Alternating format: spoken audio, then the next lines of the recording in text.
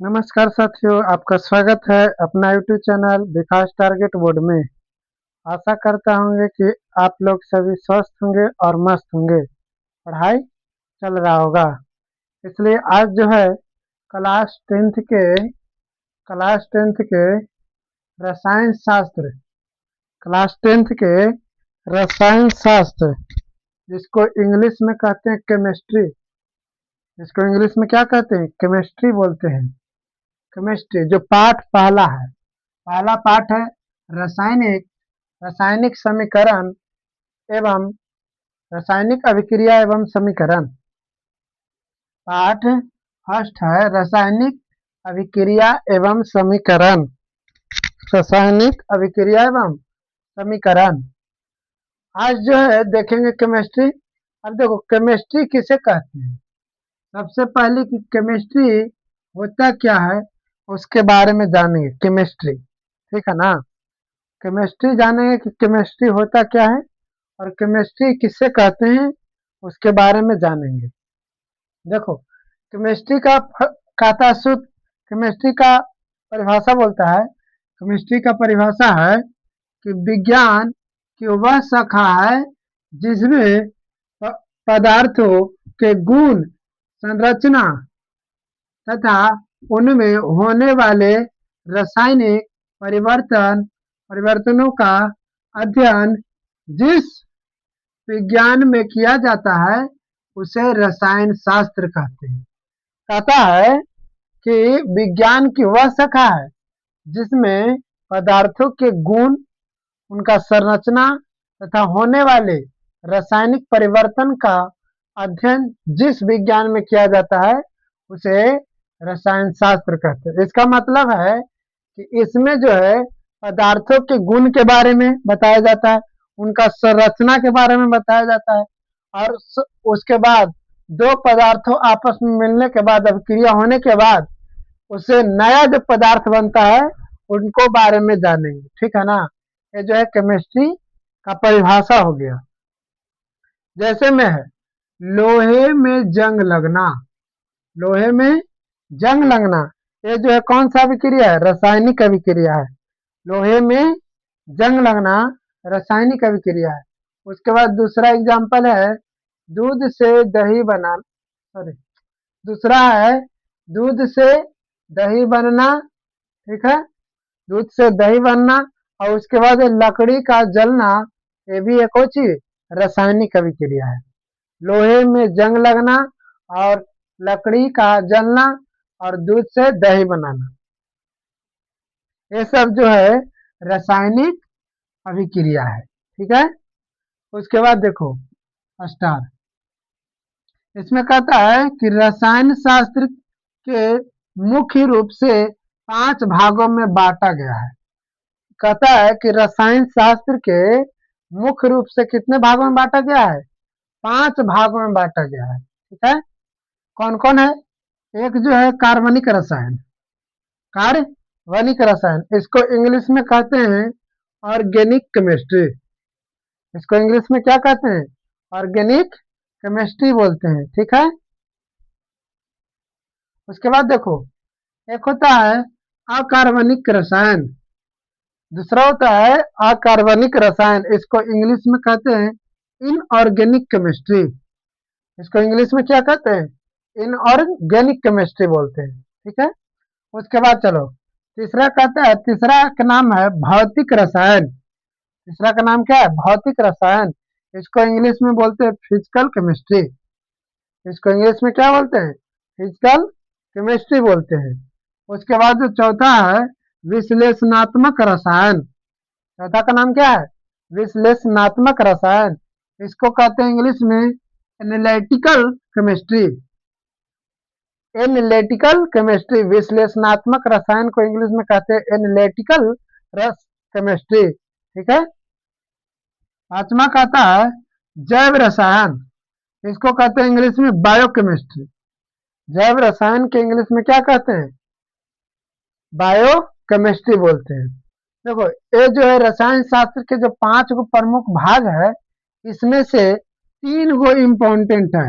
एक है कार्बनिक रसायन और एक है अकार्बनिक रसायन और एक है भौतिक रसायन। ये जो तीनों है इसमें से ज्यादातर बिहार बोर्ड में पूछे जाते हैं। ठीक है ना। ऑर्गेनिक केमिस्ट्री और एक इनो इनऑर्गेनिक केमिस्ट्री और एक है फिजिकल केमिस्ट्री। ये तीनों पढ़ना है। ठीक। देखो पहला पढ़ते हैं इसका पहला के ऑर्गेनिक केमिस्ट्री के परिभाषा किसे कहते हैं उसको जिसको कहते हैं इंग्लिश में केमिस्ट्री। Organic chemistry.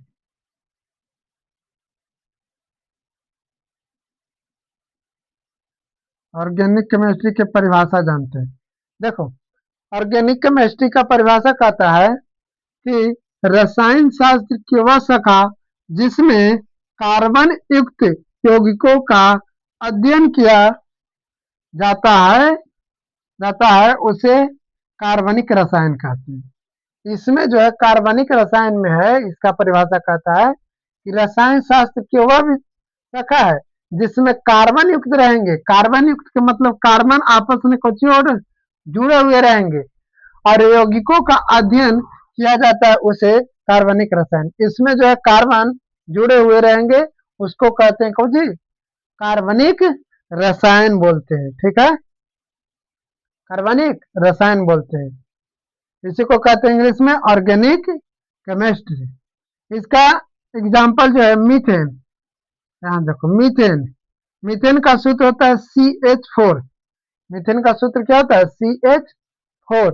इसमें देखो कार्बन है सी कार्बन है। उसके बाद एथेनॉल। एथेनॉल एथेनॉल का सूत्र होता है C2H5OH। एथेनॉल का सूत्र क्या होता है C2H5OH होता है।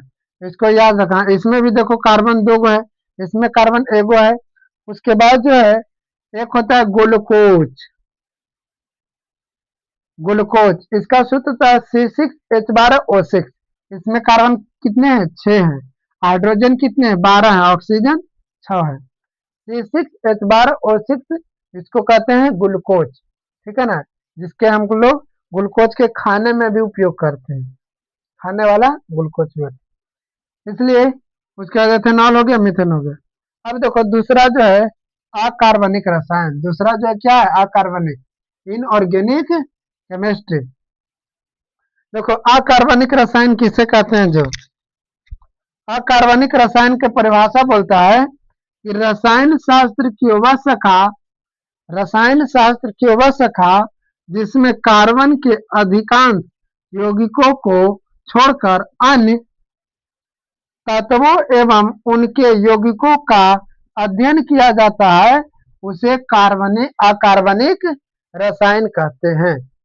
इसमें जो कहता है अकार्बनिक रसायन में कि रसायन शास्त्र की वह शाखा है जिसमें कार्बन के अधिकांश यौगिकों को छोड़कर अन्य तत्वों के उनके यौगिक अध्ययन किया जाता है उसे कार्बनिक।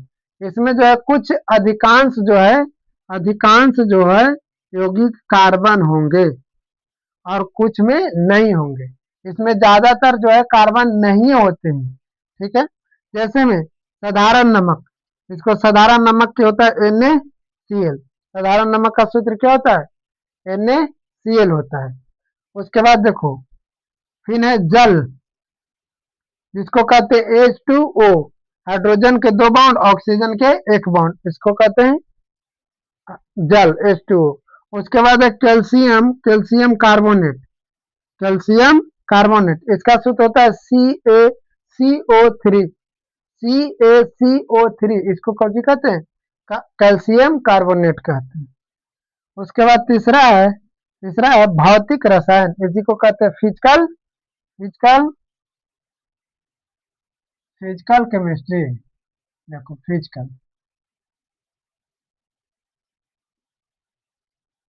फिजिकल केमिस्ट्री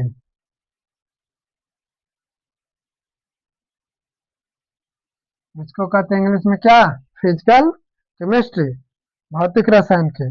इसका परिभाषा कहता है कि रसायन शास्त्र की वह शाखा है जिसमें पदार्थों के भौतिक गुणों तथा रासायनिक अभिक्रियाओं से संबंधित नियमों का अध्ययन किया जाता है उसे भौतिक रसायन कहते है।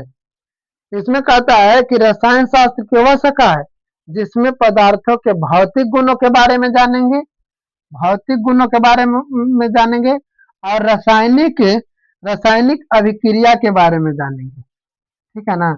इसमें जो है भौतिक गुणों के बारे में भी जानेंगे और रासायनिक अभिक्रिया के भी बारे में जानेंगे।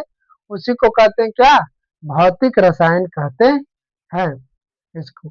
जैसे में एग्जांपल है बर्फ का पिघलना। बर्फ जो है ठोस अवस्था में होते हैं, बर्फ क्या है, ठोस अवस्था में होते हैं। और जैसे ही उसको बाहर ले लाया जाता है तो कौन सा अवस्था में आ जाता है, द्रव अवस्था में। ठीक है ना। तो बर्फ से, बर्फ को पिघलना कौन अवस्था में हो जाएगा, द्रव अवस्था में। ठीक है ना। और बर्फ जो है ऐसे होते हैं ठोस अवस्था में। उसके बाद है पानी का भाप में बनना।